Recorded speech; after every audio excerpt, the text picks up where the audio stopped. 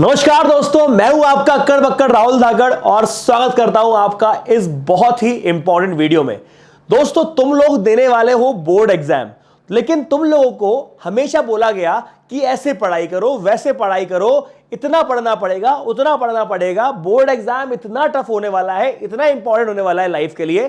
सब किसी ने डराया, धमकाया, लेकिन किसी ने तुमको बोर्ड्स की, जो तुम्हारा बोर्ड है, चाहे वो सीबीएसई बोर्ड हो, चाहे आईएससी बोर्ड हो, चाहे स्टेट बोर्ड हो, कोई सा भी बोर्ड हो, तुम्हें उस बोर्ड की किसी ने इनसाइड स्टोरी नहीं बताई कि किस तरह से तुम्हारे पेपर चेक होते हैं। मुझे लगता है कि एज अ स्टूडेंट तुमको यह पता होना बहुत जरूरी है कि किस तरह से तुम्हारे पेपर इवैल्यूएट होते हैं।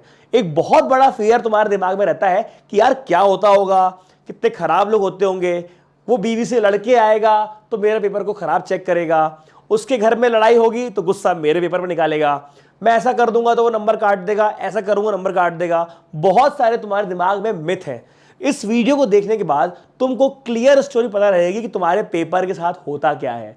दोस्तों, ये पता होना बहुत जरूरी है, क्योंकि एक पेपर जो तुम लिखने वाले हो और जिसके मार्क्स से तुम्हारे पूरे लाइफ में आगे काम होने वाला है। खराब मार्क्स आए तो कहीं कैंपस सिलेक्शन में नहीं बैठ पाओगे, कई यूनिवर्सिटीज के एंट्रेंस नहीं दे पाओगे।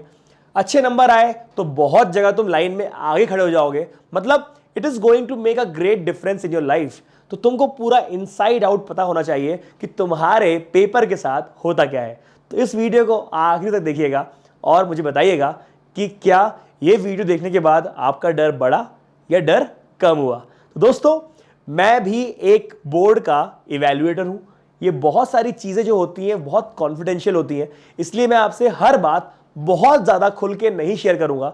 लेकिन कुछ ही दिन पहले मैं बोर्ड्स की मीटिंग में गया, वहां पे एज अ चेकर में इनवाइटेड था। मैं आपको बताना चाहता हूं कि पूरे ऑल ओवर इंडिया से जो हेड होते हैं, कोऑर्डिनेटर्स होते हैं, उनको बुलाया जाता है बोर्ड के द्वारा। और बोर्ड में जैसे ही वो एंटर करते हैं, उनके सामने एक बहुत ही एल्डर रिस्पेक्टेबल फिगर आता है और वो उनको गाइडेंस देता है। तो दोस्तों, आप लोग सोच रहे होंगे ऐसी कौन सी इंफॉर्मेशन है जो कि दिल्ली मतलब मेन बोर्ड से आती है। मैं आपको बताना चाह रहा हूं कि आप लोगों को जो इतना सारा फियर है ना, वो फियर किसी काम का नहीं है। क्योंकि जब आपका चेकर इंस्ट्रक्शन लेके आता है तो उसके पास इंस्ट्रक्शन क्या होती है, अगर आप ये सुनोगे तो शायद आप लोगों का डर कम हो जाएगा। वो हेड जो होता है वो बताता है कि दोस्तों वेलकम, आप लोगों का स्वागत है। हम लोग एक बहुत ही इंपॉर्टेंट प्रोसेस से गुजरने वाले हैं, जिसमें आप लोग देश का भविष्य तय करने वाले हैं। ये ऐसी गाइडेंस आपके चेकर के पास आती है और वहां पे ये बताया जाता है कि दोस्तों, आप लोग कॉपी करेक्शन करने वाले हो, आंसर स्क्रिप्ट का इवैल्यूएशन करने वाले हो और आप लोगों के हाथ में देश का भविष्य है। आप लोगों ने अगर गलती से उस बच्चे के 1 या 2 मार्क्स भी काट दिए तो शायद उस बच्चे का किसी बड़ी यूनिवर्सिटी में एडमिशन नहीं हो पाएगा एंड ही विल बी और she will be deprived of getting into a prestigious college. क्या मेरी बात समझ रहे हैं आप लोग? इस तरह की इंस्ट्रक्शन उनके पास आती है। उनसे यह कहा जाता है कि भाई ऐसी मार्किंग स्कीम बनाओ जो इतनी डाइल्यूटेड रहे कि एटलीस्ट हर बच्चा पास हो पाए, और ऐसी मार्किंग स्कीम रहे जिसमें बच्चे के नॉलेज से ज्यादा बच्चे के लॉजिक को ध्यान में रखा जाए। मतलब हो सकता है कि बच्चा बहुत एक्यूरेट ना रहे, हो सकता है कि उसने बहुत सारी चीजें मिस कर दी हो क्योंकि बहुत उसको नर्वसनेस रहती है एग्जाम में। तो बच्चे के लिए एक ऐसी मार्किंग स्कीम बनाई जाए जिसके कारण बच्चे को मैक्सिमम मार्क्स दे दिया जाए, और वो 3 या 4 दिन की मीटिंग में एक ऐसी मार्किंग स्कीम बनती है जिसमें आप लोग को मैक्सिमम मार्क्स मिल जाते हैं। यकीन मानना दोस्तों, आप लोग प्रेशर में हो, शायद ये मेरी बात ना समझो, लेकिन जो भी आपके सीनियर्स पास आउट हुए हैं उनके उम्मीद से ज्यादा मार्क्स ही आए हमेशा।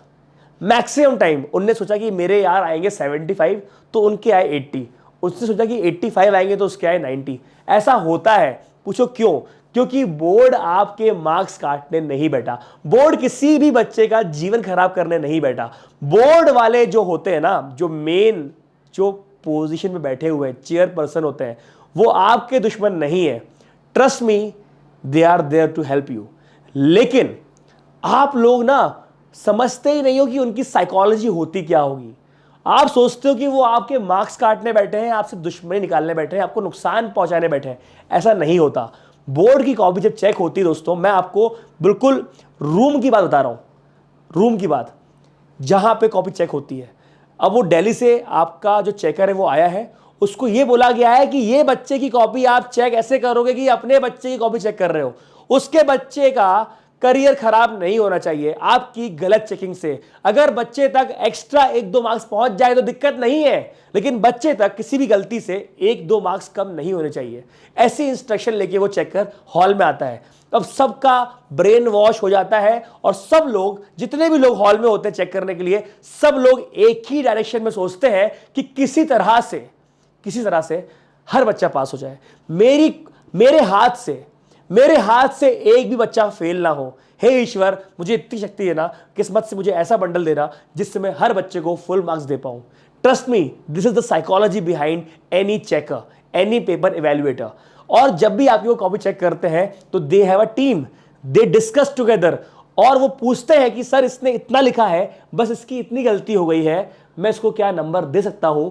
और वहां से रिस्पांस पॉजिटिव आता है। वो पूरी कोशिश करते हैं कि एक जेन्युइन कॉपी, जिसने मेहनत करी है, जिसको लॉजिक आता है, जिसके पास एक थॉट प्रोसेस है, अगर उसमें क्लरिकल एरर कुछ आ गया तो उस तक मार्क्स पहुंच जाए, किसी तरह से उस तक मार्क्स पहुंच जाए, ताकि उसको क्लरिकल एरर के लिए, जो कि 2 कौड़ी का एरर होता है, उसके लिए पेनलाइज ना किया जाए। आप यकीन नहीं मानोगे, जो चेकर उस हॉल में कॉपी चेक कर रहा है, वो हर गलत क्वेश्चन में मार्क्स जब काटता है तो उसका दिल दुखता है। इसीलिए दोस्तों, पेपर में ऐसे लिखना, पेपर में इस तरह लिखना कि वहां तुम्हारा कोई दुश्मन नहीं बैठा है, वहां तुम्हारा दोस्त बैठा है और वहां पे तुम्हारी वो हेल्प करने के लिए बैठा हुआ है और पूरी कोशिश कर रहा है। तो उस चेकर को पूरा मौका देना कि वो तुम्हारी हेल्प करे। किसी भी क्वेश्चन को छोड़ना मत, ठीक है। हमेशा लगता है अगर आपको कि भाई इसमें शायद गलत भी हो सकता है, सही भी हो सकता है, तो बेनिफिट ऑफ डाउट को लेके चलना कि उस चेकर ने आपकी अगर मेहनत देखी तो वो आपको नंबर देगा। और आपको बता दूं मैं कि वो आपको कंसिडर करते हैं खुद के बच्चे की तरह। वो आपका लाइफ खराब नहीं होने देंगे, वो आपकी हर मदद करेंगे। जिस बच्चे का 40 में से 11 या 10 नंबर आता है दोस्तों, वो कोशिश करते हैं किसी तरह से उसको 15 के पार कर दें और पास कर दें। तो वो भगवान बैठे हुए हैं और उनको आपकी मदद करने के लिए ईश्वर ने भेजा है। तो हमेशा जब भी आप पेपर लिखो, क्योंकि अभी आपके बोर्ड पेपर बचे हुए हैं, तो आप पेपर जब लिखो, मैथ्स का पेपर लिखो, तो याद रखना कि वहाँ पर आपकी मदद करने के लिए लोग बैठे हुए हैं, लेकिन आप उनको मौका देना मदद करने के लिए। आप पेपर ऐसे सॉल्व करना कि भाई आपको पूरी उम्मीद है फुल मार्क्स लाने के लिए। इतनी प्रैक्टिस करके जाना कि वहाँ पर आप चेकर को एक्स्ट्रा क्वेश्चन दो चेक करने के लिए। इतनी मेहनत करके जाना कि आपके चेकर को आपकी कॉपी देख के मजा आ जाए। तो अब इस वीडियो के बाद डरना बिल्कुल नहीं है। पेपर जैसा भी आएगा हमारी मेहनत से हार जाएगा। तो दोस्तों, ऑल द बेस्ट, मिलते हैं अगले वीडियो में। Bye bye.